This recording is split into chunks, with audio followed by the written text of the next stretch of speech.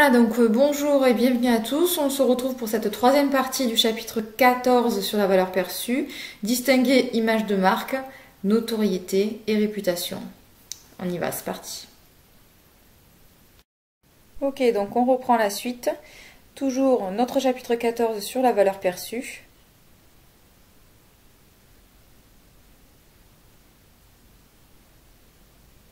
Donc on a déjà abordé la première partie, comprendre la notion de valeur perçue.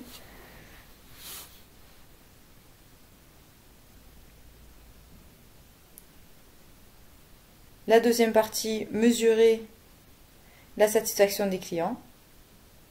Et donc maintenant on va s'attaquer à la troisième partie de ce chapitre 14. Distinguer image de marque, réputation et notoriété.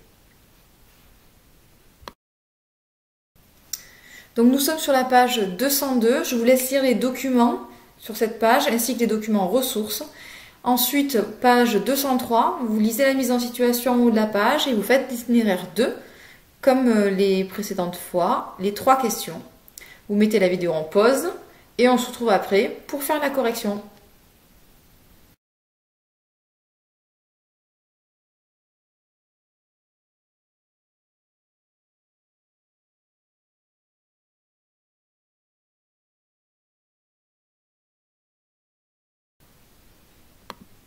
Alors, première question, quels sont les éléments qui peuvent avoir une incidence sur la réputation de la marque? Donc on voit que la notoriété, c'est-à-dire est-ce qu'on connaît le produit ou est-ce qu'on ne le connaît pas? Si on connaît le produit, ça veut dire qu'il a une certaine notoriété. L'image de marque, donc l'image de marque, ça va être ce que ça nous évoque comme idée. Est-ce qu'on a l'impression que c'est un produit haut de gamme, bas de gamme, plutôt qualitatif ou non? Et les opinions des consommateurs, donc là c'est en fonction des avis publiés, des commentaires qui sont laissés ou de ce que peut entendre aussi dans le bouche à oreille.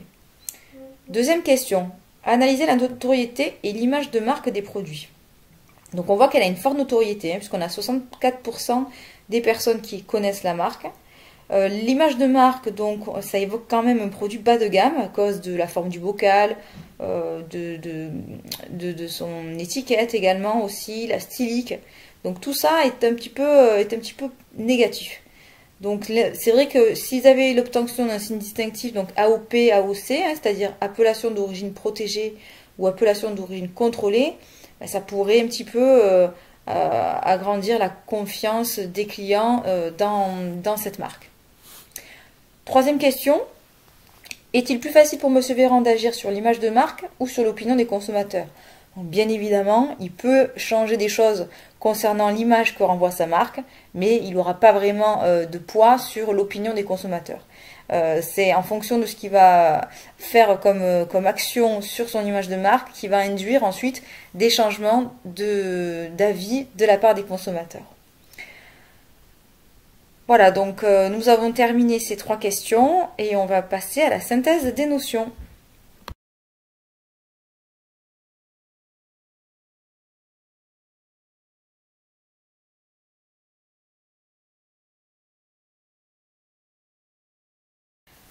Donc premier élément, quant à la réputation d'un produit, d'une marque ou d'une société se construit à partir des remarques, opinions et avis portés par des consommateurs ou des leaders d'opinion.